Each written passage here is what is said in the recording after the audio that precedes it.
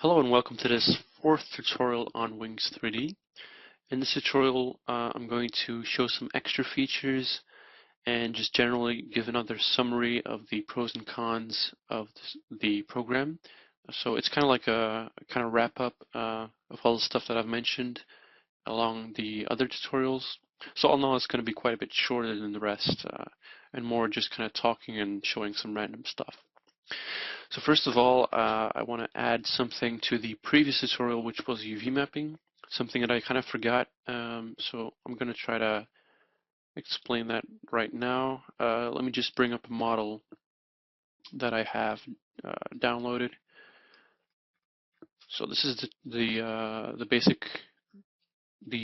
human mesh that I used in the previous one to unwrap, and I wanted to show something interesting. So let me just get rid of the legs actually for this demonstration.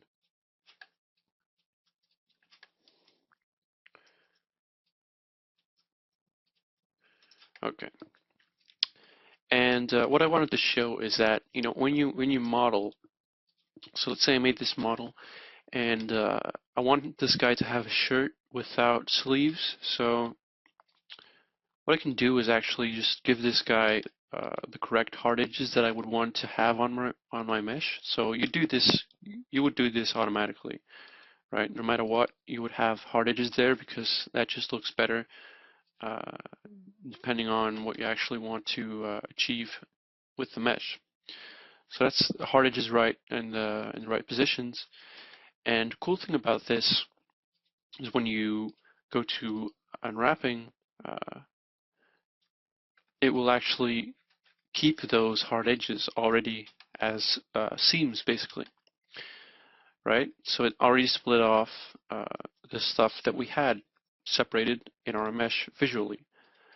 What this basically does, or means at least, is that you can actually do a large portion of the unwrapping. In some cases, not always, but in some models you can already do a large portion of the unwrapping by just placing your hard edges where they should be, right? So it's logical that, where the texture actually changes, which is the shirt to the skin, that you would have a seam visually, so a shading seam, and also on texture on the unwrap, you'd want to have your seam right there because it's not really a seam anymore then, because it's supposed to be there.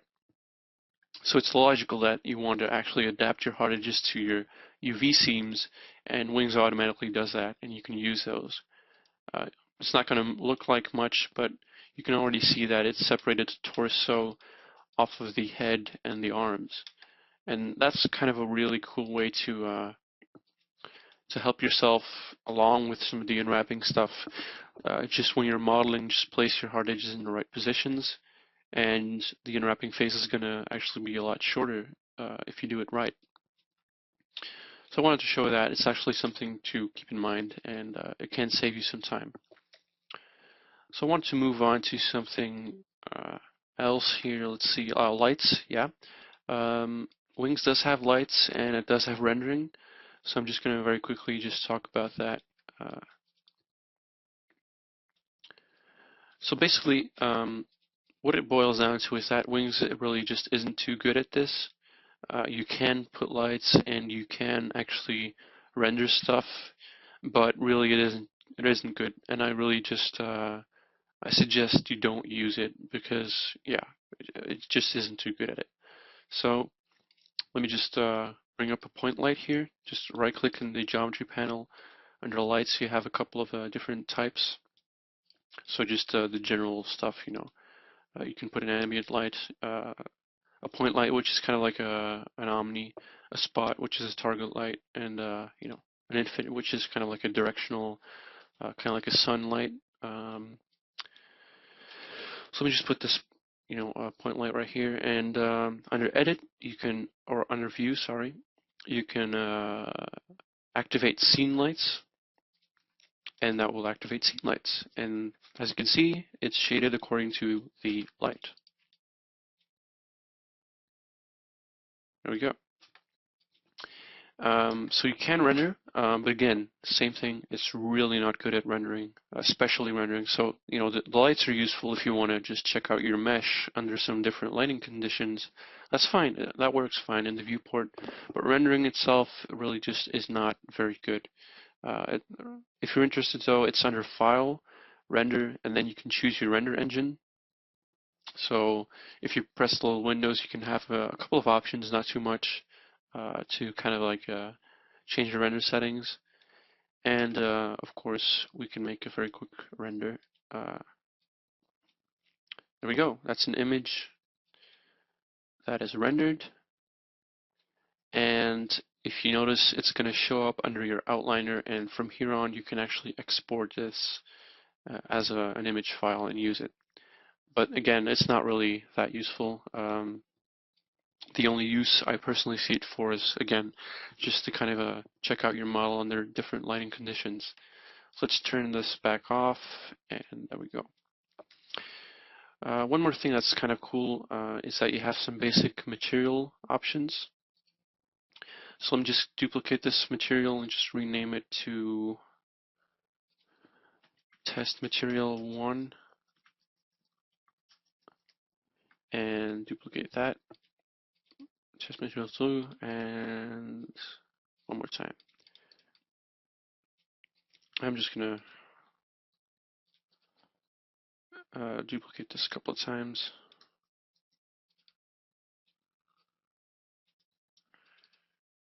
Okay.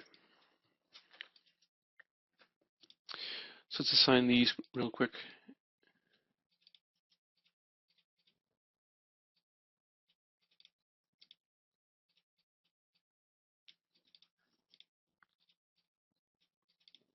Okay. When you right-click the material, you can go under Edit Material, and you have a little material editor right here. Again, it's not very in-depth, but you have some basic stuff that could be useful to just kind of color code your stuff inside the viewport or whatever. Some basic material properties. Um, so there's a couple of sliders here: shininess, opacity. You can change the diffuse intensity, ambient light, specular intensity, and emission.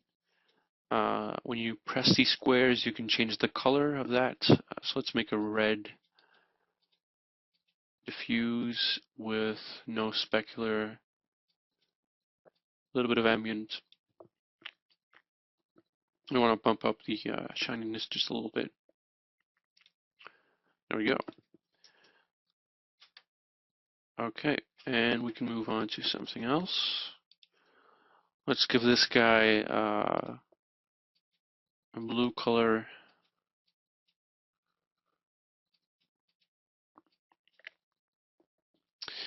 With big specular, very intense specular, and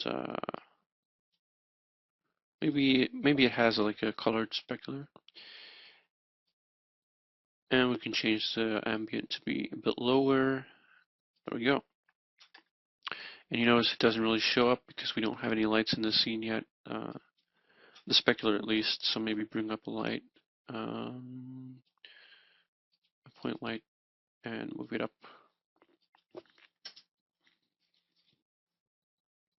And under view, activate scene lights. Okay. We can make a opaque or transparent material with a color maybe very slightly blue. Turn down the specular. That's going to give you an opaque material, as you can see.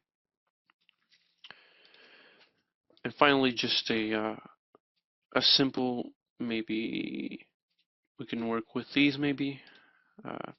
When you activate these POV ray options, and they probably only show up under File, Render, and then the POV engine.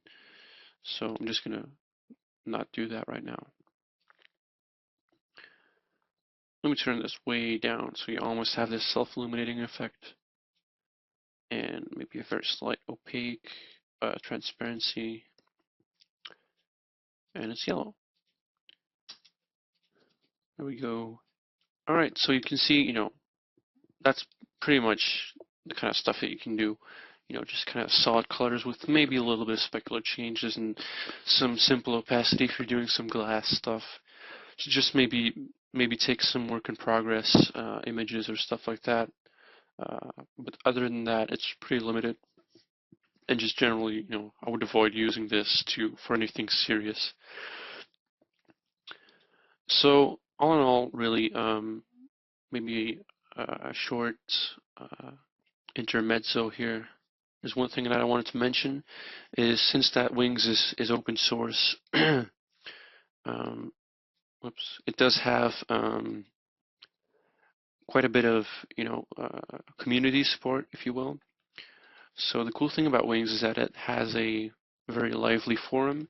So under Wings3D.com, you can actually go to community forums and then the official forum.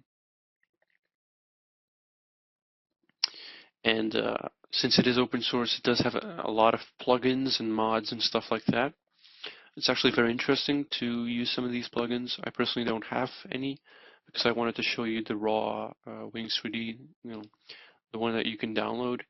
But there are lots of plugins that might help you do something that you might not be able to on the default install. A good example is that I haven't actually tried this myself, but I heard there's a plugin where you can actually rig and animate a mesh. So that's an entirely new part, added onto Wings. It doesn't have any rigging or anything like that, skeleton-based stuff. But apparently there's a plugin for that as well. So that's pretty interesting to actually check that out. In general, just if you have any problems, you can just post it here, and there's a lot of good support, on that. There's one more thing that I wanted to show you guys that I use it personally for is something I call batch modeling. So I work on a lot of projects, mod projects and other stuff at school projects to make little games and stuff. And they usually require a lot of models in a short period of time. So what I do is I kind of, per type of object, I kind of make a batch of models and unwrap them all at the same time in the same file. So let me just show you a good example of that. This is for a mod project that I had to make a whole bunch of weapons, really, for a faction in the game. And what I do is I actually start by drawing some stuff out, making the designs and stuff, and then I just model them all in the same file in Wings. And that's gonna save me a lot of trouble, uh, considering I don't have any I don't have like 10 files for the meshes and stuff. I just all throw it into one, unwrap it all, do everything very like naturally just in one file, no kind of obstructing things, and then when it's all unwrapped or roughly unwrapped and modeled, then I bring it into Max, and then I split it up into different objects and all that. So this is kind of my creative phase. It's very easy to just change stuff. I put it all in one file. I don't really worry too much about all the technical stuff. I just kind of use Wings to do more yeah, kind of artistic way of modeling. Just kind of very loose and very free, really. Uh, so that's something I do. I just kind of throw it in and do a batch of models, and yeah. So that's a good way to save some time for me personally. Uh, I find that very useful to use in Wings, or to do in Wings. I was going to give you kind of a summary of the pros and cons. There's one thing that I kind of forgot to mention in the length of the previous tutorials. Uh, Wings is actually pretty good for advanced users, for people that really have been modeling for a couple of years and they do it for a living maybe even. It does have a few functions that can really help out with time and just kind of, if you get used to it, you're going to notice that it really just kind of it can help. It's not as static as Max, for example. And yeah, so for advanced users, it is quite interesting to use. It does have a few things, but something I forgot to mention is that it's actually very good to use for new people that want to learn to model, but they don't really have any experience at all. Then Wings is pretty much the perfect application for this. Uh, Apart from the a little bit weird controls, it's a very simple program. So it's not as overwhelming as most 3D apps are. You know, there's not like 1,000 buttons on the screen, if you will, and it's very good to learn the absolute basics of modeling and unwrapping and even texturing. You know, you just have diffuse map to worry about. There's no spec map and all that, normal maps and all. You know, that's not really made for, to view in Wings anyway, so you don't have to worry about that yet. You know, it's good to just get the very basic comprehension in there, just a mesh, an unwrap, and a diffuse, and you can all learn that inside Wings. It's all the same principles anyway, so why use Max automatically from start and just kind of get overwhelmed by all the options and stuff. It's a very good way to kind of have a buffer in between no experience and something as complex as Max or Maya or even Blender or whatever. So it is pretty good in that sense for new people. So if you have someone that or if you're personally someone that hasn't really had much experience with modeling and you're still kind of struggling through some of these software problems, it is a good idea to kind of try Wings.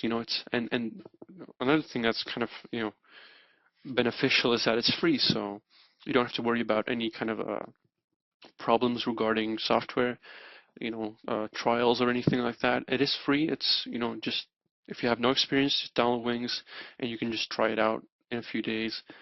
And that's kind of also a good reason or a good use for Wings that I like it for is when someone says they want to learn to model, I just point them in this direction of Wings, and yeah, they generally they kind of they're quick with it. It's just kind of a couple of days learning the program, which isn't really long, and then they just kind of, then from there on, it's just practicing the actual techniques of modeling, the actual stuff like texturing, unwrapping properly, the actual software, the software learning curve is super simple. So that's a benefit of Wings. It's free, it's simple, so you can actually, as a beginner, take a lot of uh, advantage of that. And as an advanced user, there are also some things that are definitely useful.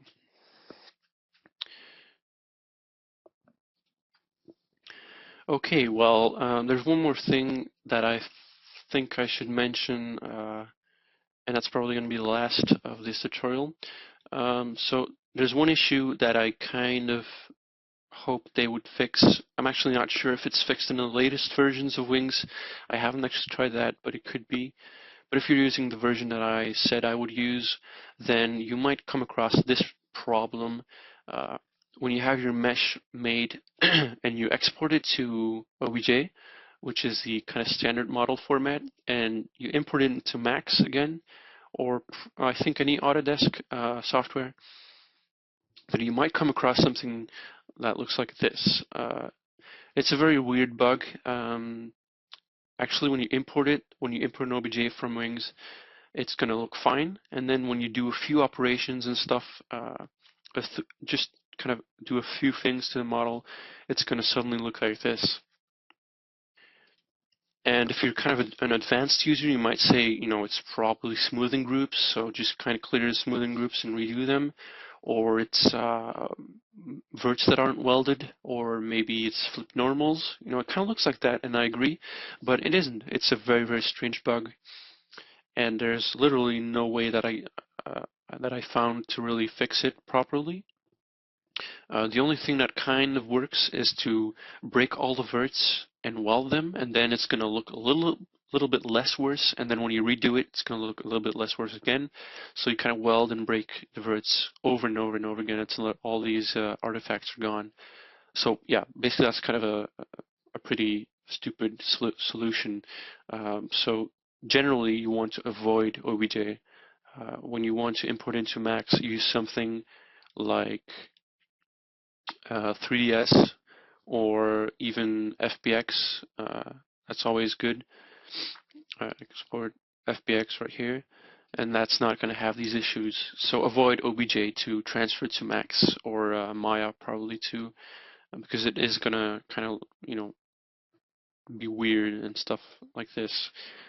So yeah, that's one thing that I found uh, that's kind of annoying. I wish I would fix it. I probably am gonna try out the newest version and see if it's the same issue there. But yeah, that's just a heads up. It's really just the same process of exporting, but try to avoid OBJ if you want to bring it into Max. Okay, well, I guess this is the final tutorial. Like I said, it's going to be quite a bit shorter. Um, but I didn't want to, waste time explaining some trivial stuff, mainly just the pointers. Uh, in the previous, 4 tutorials, I have given you pretty much a very extensive view of the entire application. So, you can kind of see that, within, I don't know, 4 hours or something, that I've actually explained most of this program. And that kind of gives you an idea of how big it really just is. It's pretty simple, very compact, and easy to learn. And yeah, I hope you enjoyed the tutorial. If you watched until this moment, you've probably, you know, you probably have a very good base of the entire program. So yeah, just try it out, find your own, uses for it, and I hope you enjoyed the tutorial. And yeah, thank you for watching, and I'm off. Goodbye.